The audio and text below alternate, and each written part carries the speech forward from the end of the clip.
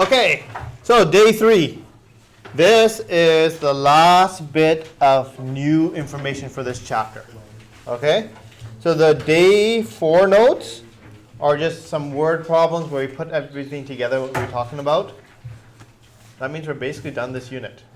So chances are probably a unit test at the end of next week. I know you guys have course selections. That kind of stuff might kind of mess up the plan a little bit, but depending on how things kind of fall out, chances are probably like the last day. But I see you guys on Thursday next week. Probably most likely be a test, if not the following Monday. All right, we're done. It's a quick unit, right? So now the last little bit of information is how do you divide polynomials with monomials? Like we did dividing before, right? We divide on day 1. We go way back to day 1, and we did simple dividing, and we looked at, hey, we have a monomial over a monomial, just one term over top of one term. We divide the numbers, and for the variables, for dividing, we subtract the exponents, right? So the rules are the same. We just need to look at how do you deal with this situation when in the numerator we got a bunch of terms sitting there, right?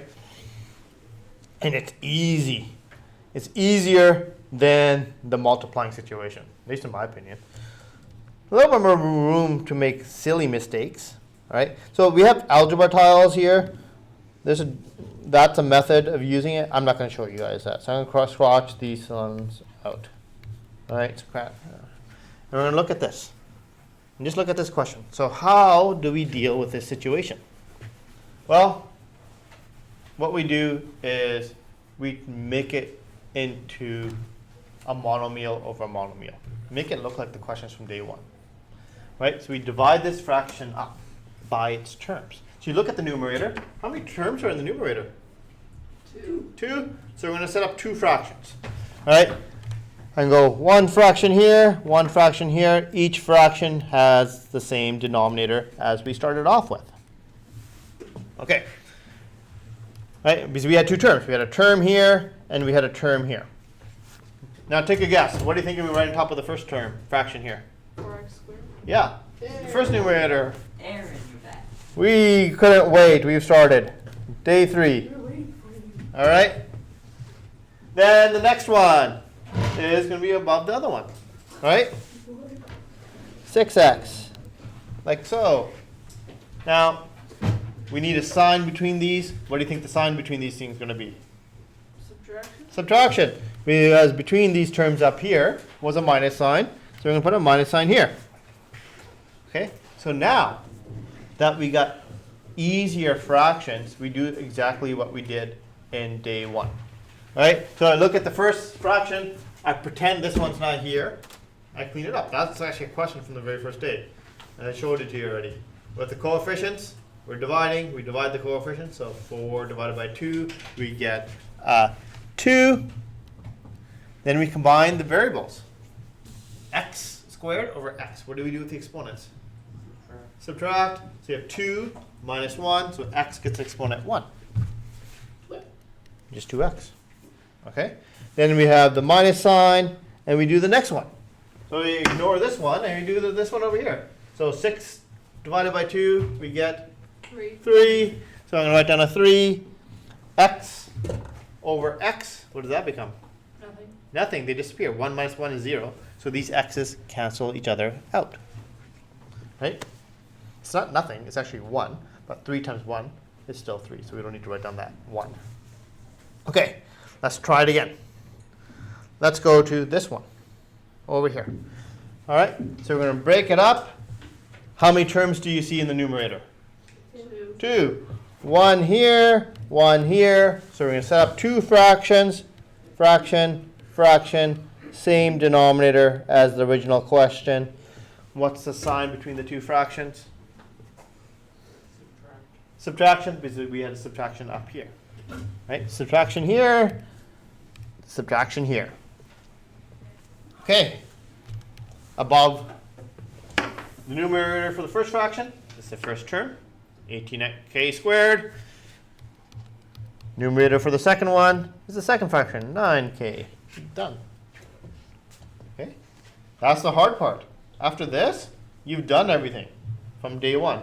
That was a couple of weeks ago. I'm hoping you remember it. Let's simplify these. First fraction. What do we get? 2.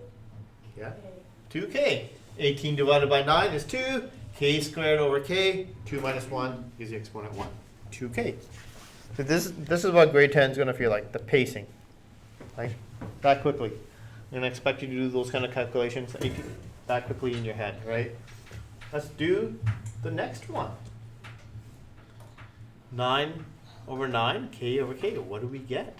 Nothing. 0. K. Ooh, I heard a k, I heard nothing, I heard 1. 2. It is going to be 1. Okay? So 9 fits into 9 once. Right? K fits into k once. Typically, we make it disappear.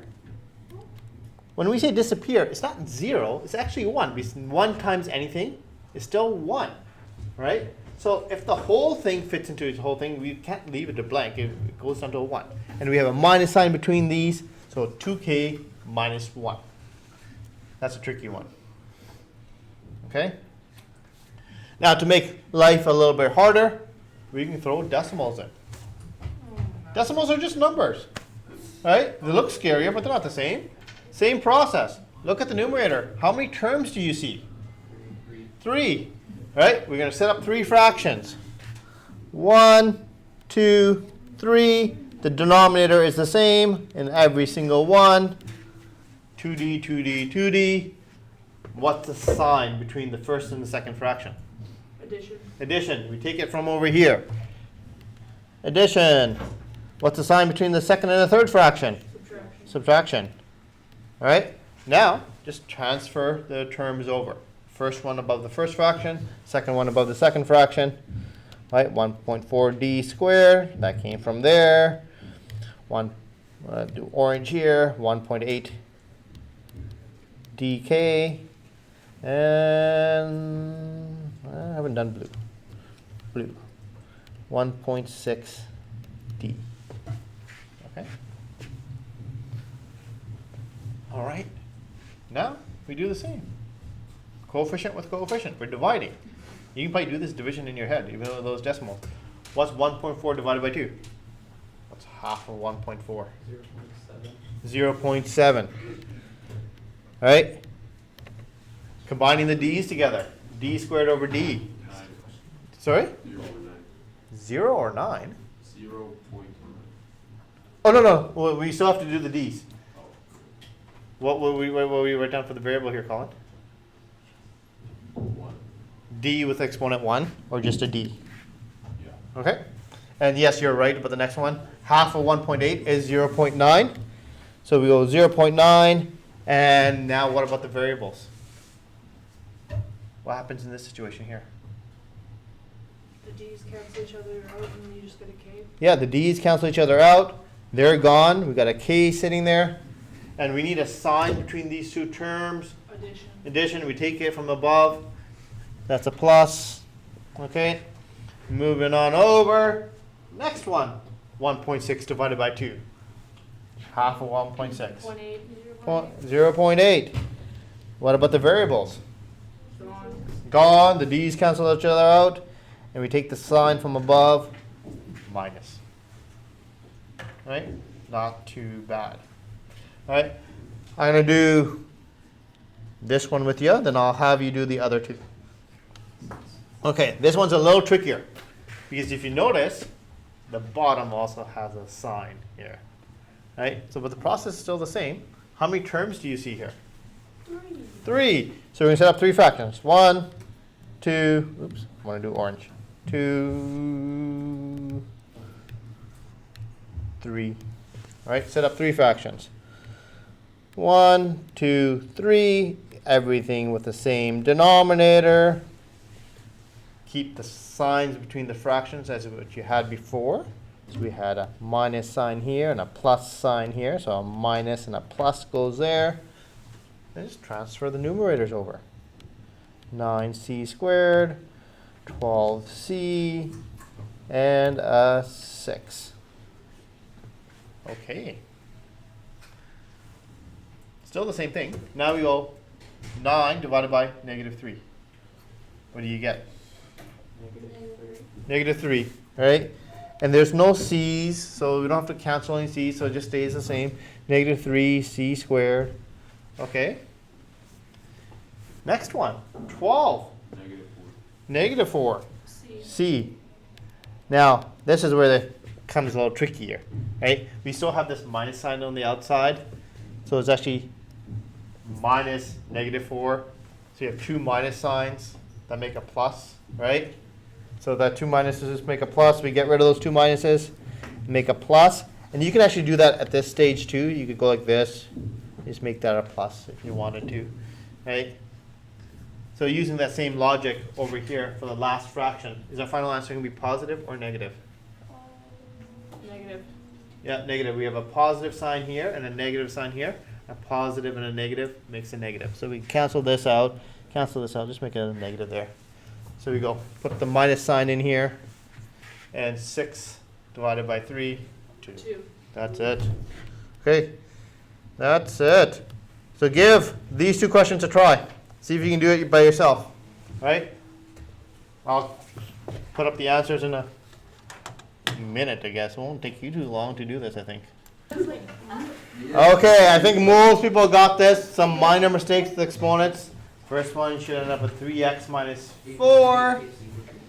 The last one, you should end up with 4m plus 5n. And that's it. I'll leave these up there. You can call me over if you got different and not sure how these answers came about. Is that the end class?